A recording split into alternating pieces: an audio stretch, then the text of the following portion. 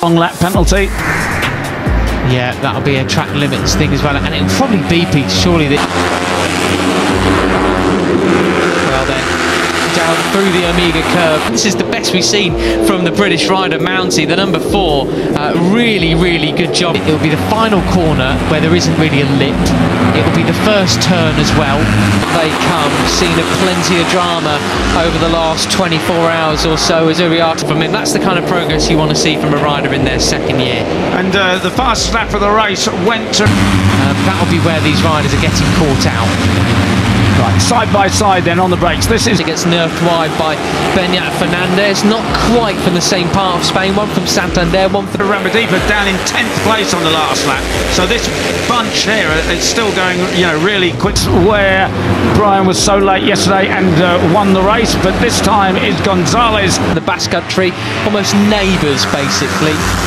In geographical terms, you can. But it has split up now. It is only like 20 riders in the first group. And who gets underneath him to take the lead?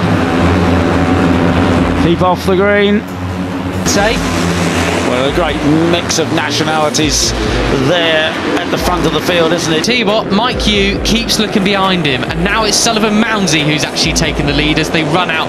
Oh, they're all using every bit of road, but staying away. And the number 11, David Gonzalez. Kyrgyzstan leads. From Indonesia, Spain, Argentina from the final turn and down to start and finish straight. Superb, a Brit in front at Rookies Cup, and we haven't said that for 17-year-old Spaniard. He has the lead now. Can Brian Uriarte and Veda Pratama go with him? And crucially, Peter, Italy.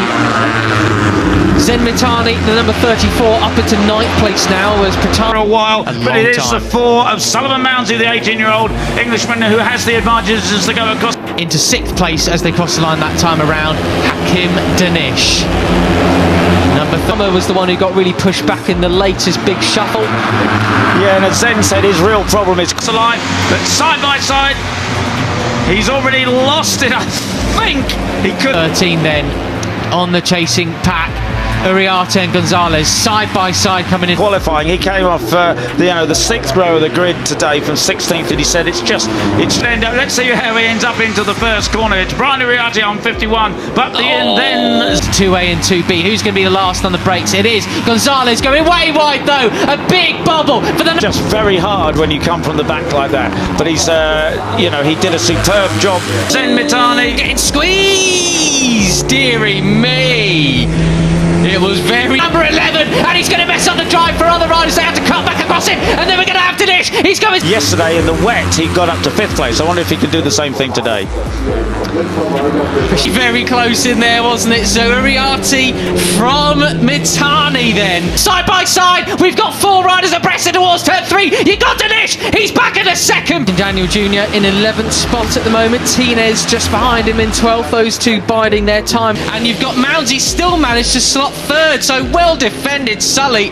Great place. It's 1, 2, 3 in the championship. 1, 2, 3 in the race. And it all changes a bit as we look towards the front of the race. Still can't pushing the rider who's really wanted to stay out front. He almost led over the line, but he still maintains that 3rd position now. Yeah, and he's not stuff there. Brilliant to see Hakim on the number 13 now, splitting his... He's happy to lead and do all the legwork. Morelli just behind him with Gonzalez too, and Veda Fernandez. Happy to sit there. He's having a look as the inside of Zen can't do it there. Brian Uriarte still has the advantage. 2 championship riders. That is the order they run in the championship. Uriarte doing a late braking in towards turn 1 as well. And as we've said so many times, the advantage over the Japanese, then the Brit.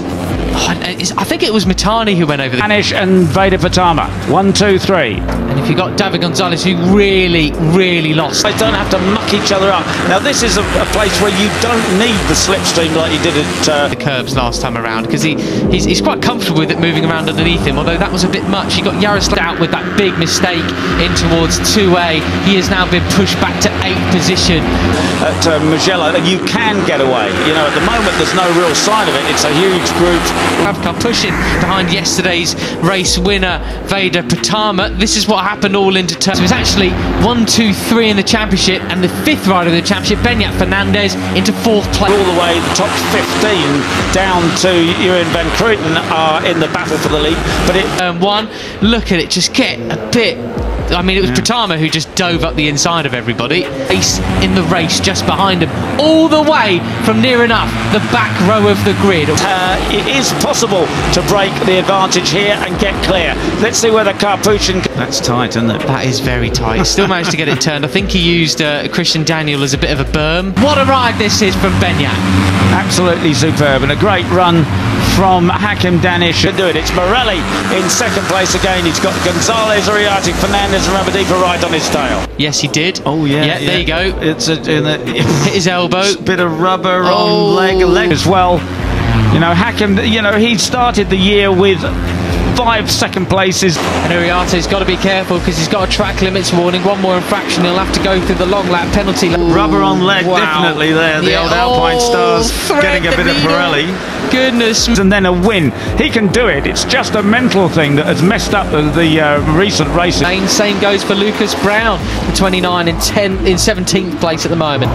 Yeah. Me. Right, so it is still the 4 of Sullivan Mounty out front. Absolutely for the Malaysian. He's obviously expunged that from his brain now, and he is battling. I saw Karpushin get precious close to the green at the bottom of the track on that lap. He may or may... Brilliant stuff. He has the slightest advantage over the 34 of Zen Mitani, the 18-year-old Japanese. Some for the lead. It's such a different dynamic, Peter, from being the predator and the prey. You know, they would not have touched it.